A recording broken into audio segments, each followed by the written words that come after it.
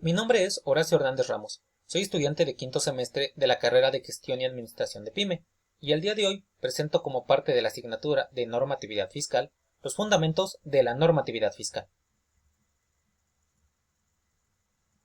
Los temas que serán abordados en la presentación serán: ¿qué es la normatividad fiscal? Fundamentos de la normatividad fiscal, finanzas públicas, política fiscal, política de gasto público, presupuesto y conclusiones.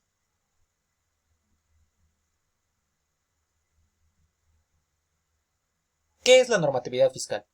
La normatividad fiscal es el conjunto de todas aquellas normas, reglas o leyes que regulan los aspectos relacionados con los tributos, entendiendo por tributo lo que coloquialmente son los conocidos impuestos.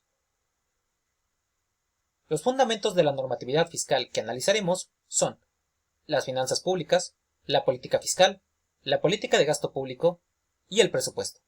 A continuación revisaremos tanto la función como los elementos característicos de cada uno de estos conceptos.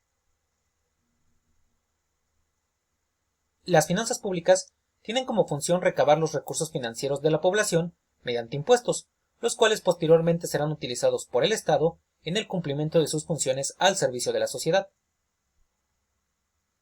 Los elementos que caracterizan a las finanzas públicas son la captación de ingresos y la realización de gastos egresos del Estado. La captación de recursos se basa en la política de ingresos y tiene como fin permitir los gastos del Estado. La realización de gastos o egresos del Estado es el conjunto de salidas, tanto corrientes como de inversión, que el Estado realiza como parte de su operación. Cabe señalar que dentro de las finanzas públicas podemos abordar los tipos de ingresos tributarios, los cuales se clasifican en dos grandes grupos: los directos y los indirectos. Los directos son grabados directamente de las personas físicas o morales, mientras que los indirectos son aquellos que se recaudan mediante la compra de bienes y servicios, los cuales indirectamente afectan a los contribuyentes. Con respecto a la política fiscal, se puede afirmar que su función es ser el mecanismo que regule y estructure de manera correcta las finanzas públicas, para que tengan sentido y equilibrio la captación e imposición de impuestos. Considerando lo expuesto, podemos detectar como parte de la política fiscal los siguientes elementos. A nivel institucional, se distingue la presencia del Banco de México y la Secretaría de Hacienda y Crédito Público como entidades gubernamentales intervinientes.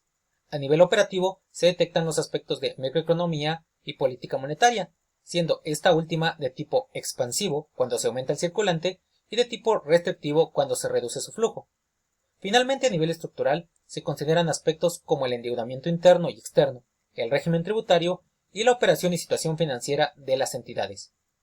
Cabe señalar que debido a su amplitud, la política fiscal tiene la facultad de influir directa e indirectamente en el monto, la composición de la inversión y los consumos que se realizan en el sector privado.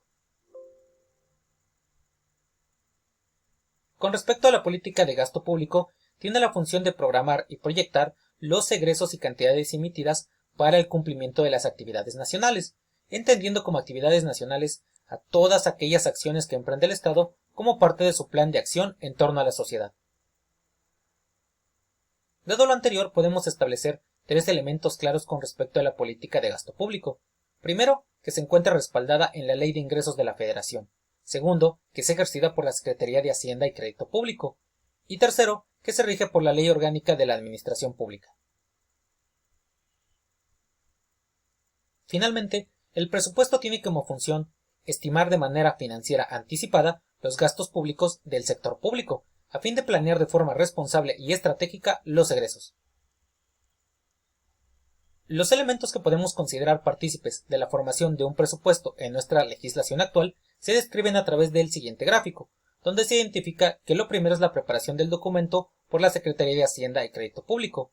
Posteriormente se genera una aprobación del postulado por parte de la Cámara de Diputados, lo que deriva en la creación de la Ley Anual de Ingresos, la cual, al ser conjugada con la aprobación de la Ley de Egresos de la Federación, genera la autorización del presupuesto, el cual es aplicado con respaldo de la Ley de Ingresos de la Federación.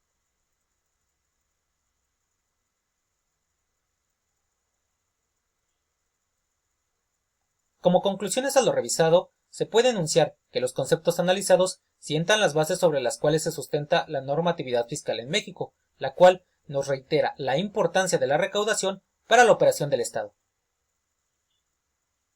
Gracias por su atención.